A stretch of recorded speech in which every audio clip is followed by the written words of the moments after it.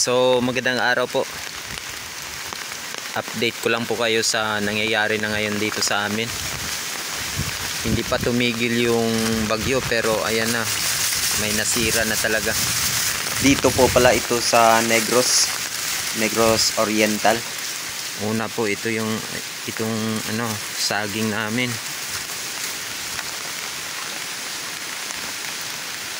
May bunga na sana. Kaso di kinaya yung hangin.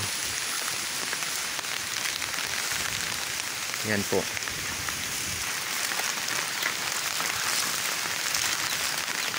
Ang masakla po dito, yung saging po hindi pa masyadong matanda.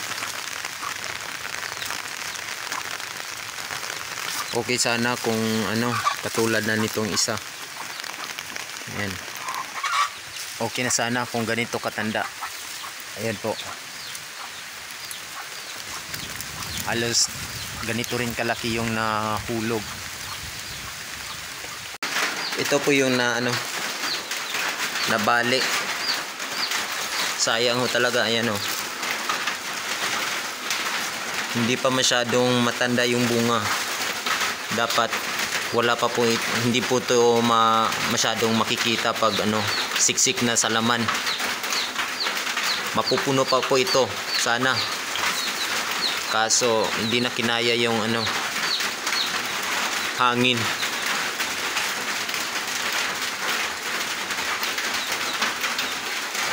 Napakalaki pa naman sana nito. Halos nasa 2 ruler po yung tangkad nito. Ganyan po kalaki. Sayang. Pero sige na lang. Wala na tayong magagawa dito. Dito naman po sa baba, meron din tayong 2 puno ng saging. Ay. Whew. 2 puno ng saging na natumba din. Yan po, sayang talaga.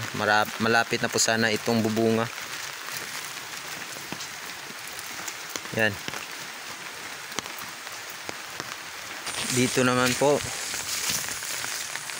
may mga bunga na rin dito. Yung tanim ko pong saging dito. Ginawa ko, nilagyan ko na ng mga pangtukod para kahit papano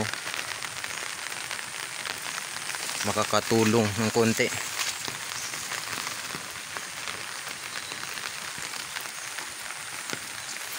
Itong isa, yun na pala, malapit na rin palang matutumba itong isa. Hindi ko ito nalagyan pa, sayang din.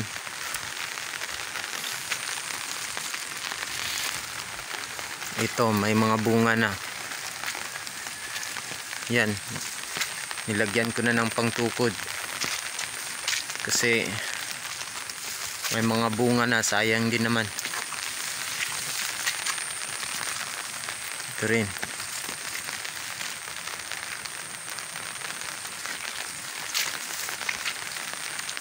Yan po. Ito po yung grabe. Mas grabe po talaga. Pag walang pangtukod, panigurado tumba na po ito. Dito naman po, ayan, tumba na naman. Ang masaklap, may bunga na. May bunga na rin sana. Ayan. Kaso parang hindi pa makakain ng yung laman nito. Ayan po.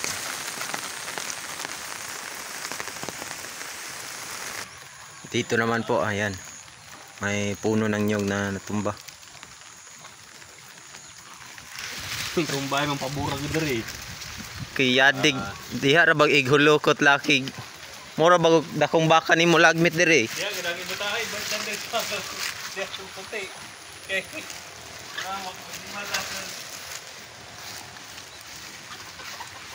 So ikasablay yan siguro manggod.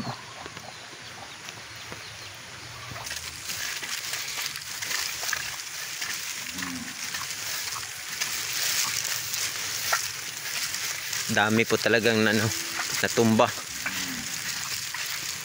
Pati mga nyog.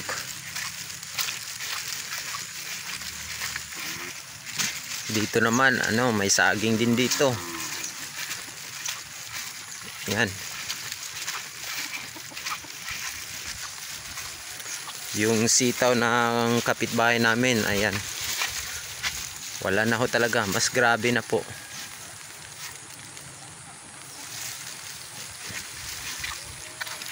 Pinakita ko po ito nung una kong video. Ayan. Halos wala nang matira, nakatayo.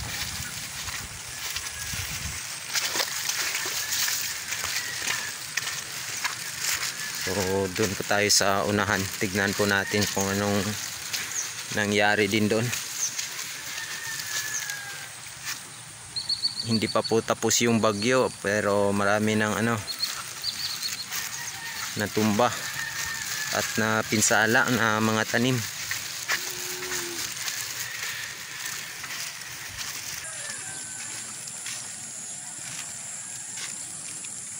Dito na ano, magkalapit na po talaga yung mga baka dito kasi umiiwas po yung may-ari sa baha. Yan. Kawawa po yung bagong labas, nanginginig pa. Yan.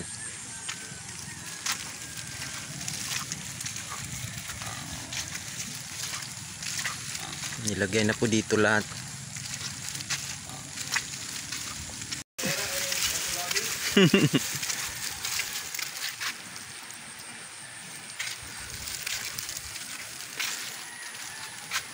Sa pakyaw na te.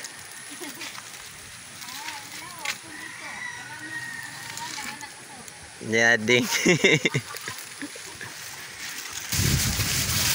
Dito po yung bagong tanim, nakalubog din.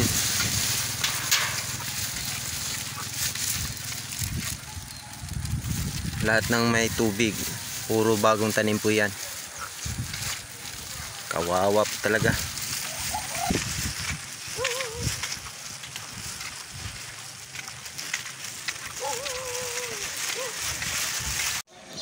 Dito naman po, pilit nilang sinasalba yung nakadapang palay.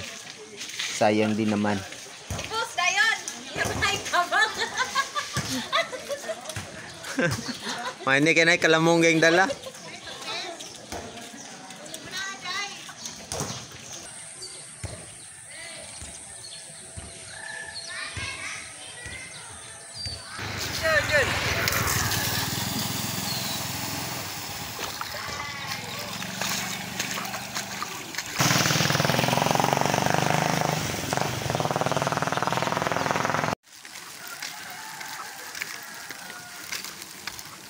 Nay. Ngalos ka? Kamu day naka-dagpas da no? Kamu nagdagpas? Red rice mo tayo wa. Hala na. Sugo naman day nagpanurok po. Inday. Naaday ka diha Inday.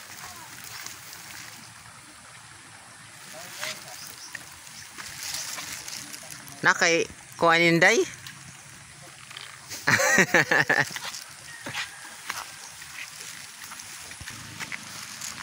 Bye bye.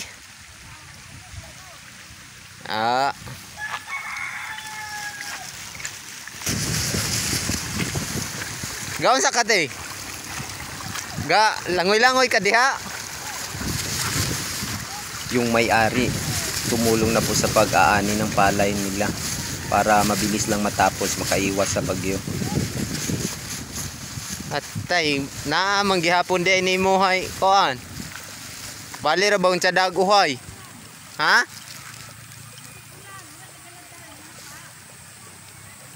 Na po gani, tuyon ko nag kuan na ron. Awon sa din mo galab. Aw abi ko gagalab og sagbot.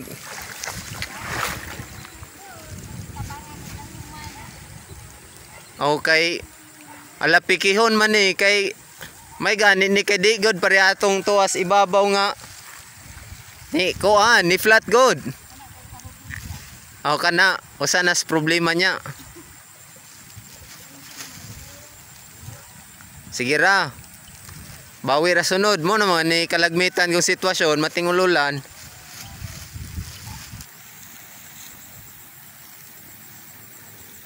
Murag na po gani kuan. Bagyo ang gapadulong dagway.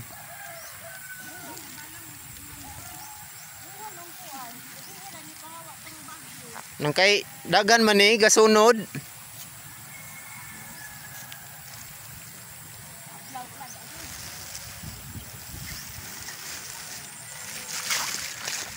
Dagang ga problema ni ron. Dito po ayun o. Yung bagong tanim na palay, puro tubig na. Tignan natin.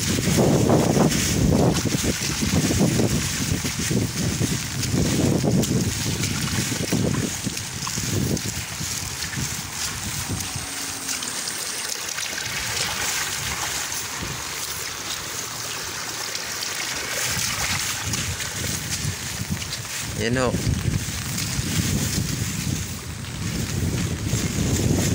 Halos wala ng palay na makikita.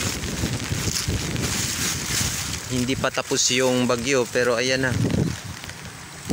Ayan na yung mga sinalanta.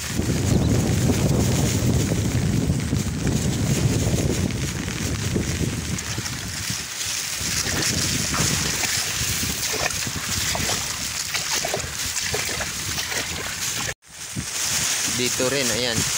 Nakadapa na yung mga palay. Ilaw pa yung iba. Pag di pa to tumila, masisira talaga yung palay.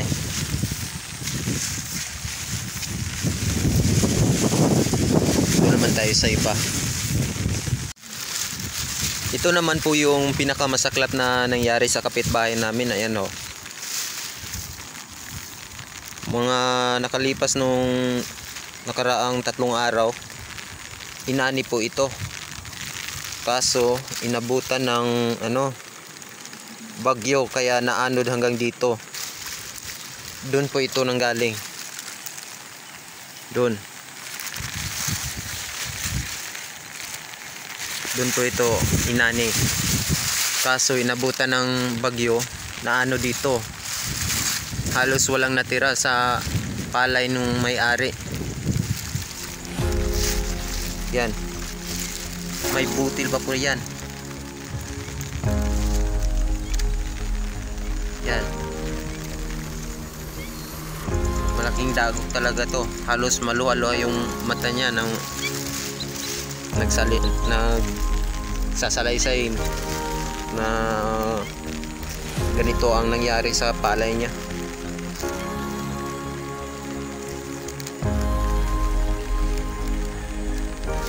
Yan po. May mga butil pa po yan.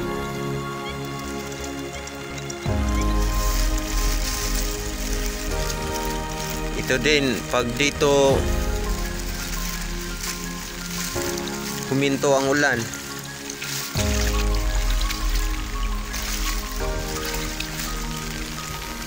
ito rin pala yung ito din po yung mga ibang palay na inanod. Yan.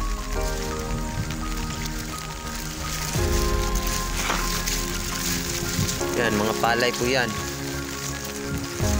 na inaani. Kaso naabutan ng baha.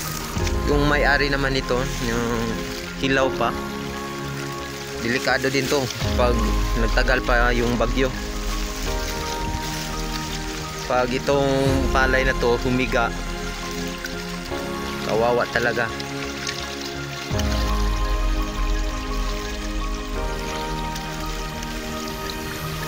Lalo pat tapos na yung mahaba-habang gastusan nito. Nakapaggastos na ng pataba, tapos spray para sa mga insekto. Yan. Dapat aantayin na lang sana na mahinog, kaso inabutan ng bagyo. Sana hindi po ito hihiga. Oh, ayan din po. Ito po yung kasama sa mga palay na inanod.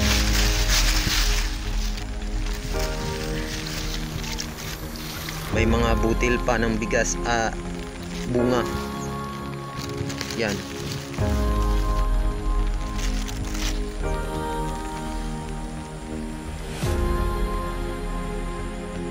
Kawawa talaga yung may-ari.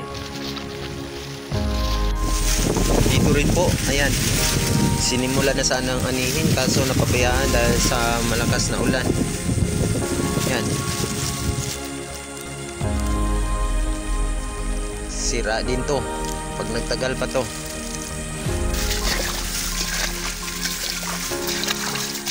Yan po yung nangyari. Napabayaan na lang. Nako. Sira na pala ito. Ayan. Napabayaan po kasi ano, dahil sa malakas na ulan.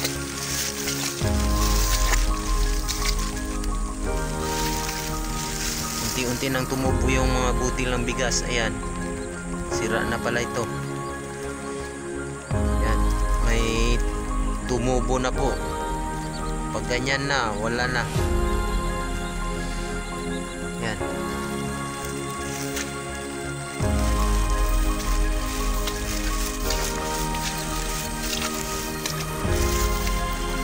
Wawa talaga yung may-ari nito.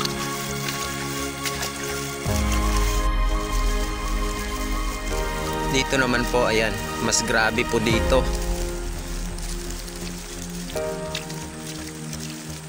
Napakalapad na palayan ng kapitbahay namin. Ayan, flat talaga. Malakas po kasi yung tubig dito pag bagyo. Ayan po.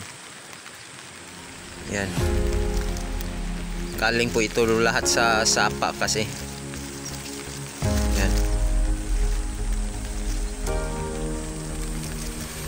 Yan po yung nangyari sa palay.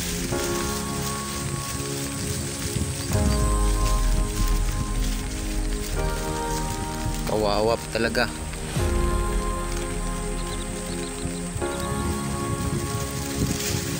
Mas malaki po yung gastos dito kasi malapad na palayan po ito. Palayan po ito ng kapitbahay namin. Yan, nasira na.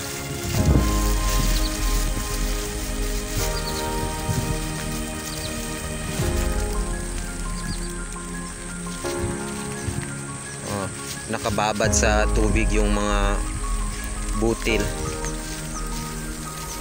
Yan.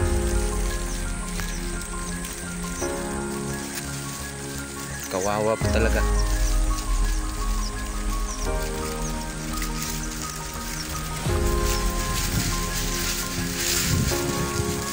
Tapos ayan na naman. Parang may parating na naman na malakas na ulan. Yan. Yun naman, pilit nilang nililinis yung palaya nila kasi nahulugan ng dahon ng nyug.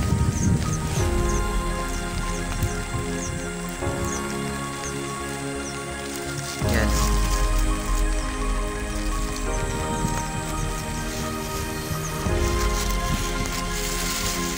Dito naman si kuya, hinaharang niya yung tubig para hindi pumasok sa binhi niya.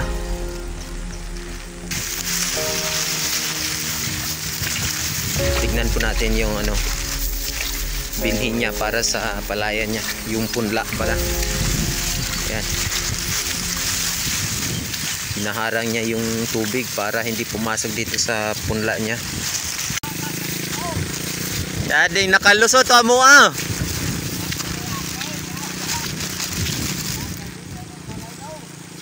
Hala.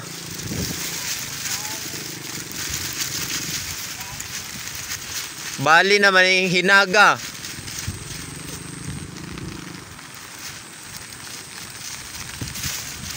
Sira po talaga yung punla niya. Matagal po kasi itong nakababad sa ano, tubig.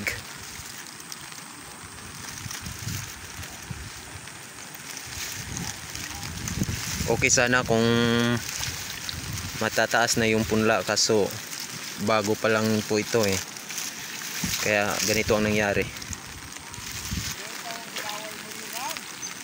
Matay mo ra magmadugay pa daw ni mo to ang nya. Napakunoy gasunod ang bagyo na pod.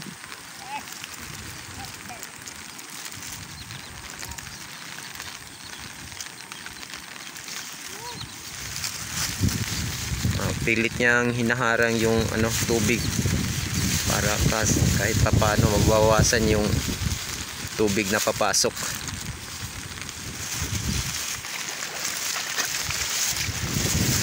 Sarangan kay di ra pod ikaw mo iga problema ron. To pwede nang ka angkol dito diha.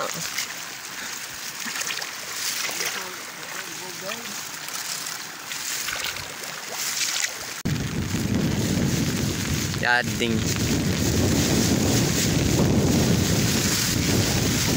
gikan atong ulod karin na po doon sa mawa ra man daway mo na apekto atong giulod tong maisan pod na gyapon hey dili ra noon ikaw po ga problema ni ron tay na po katyo Robin pod kay human naggastuhay ni iya ha. Niya oh, ga higda man.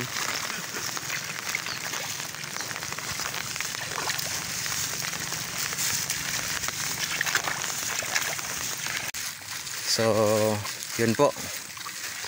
Yun po yung nasalanta ng bagyo. Hindi pa nga ano, tapos yung bagyo. Ganun na po kadami yung nasira. Lalo na po siguro pag dito talaga dumaan yung bagyo. So hanggang dito na lang po. Maraming salamat. Paalam.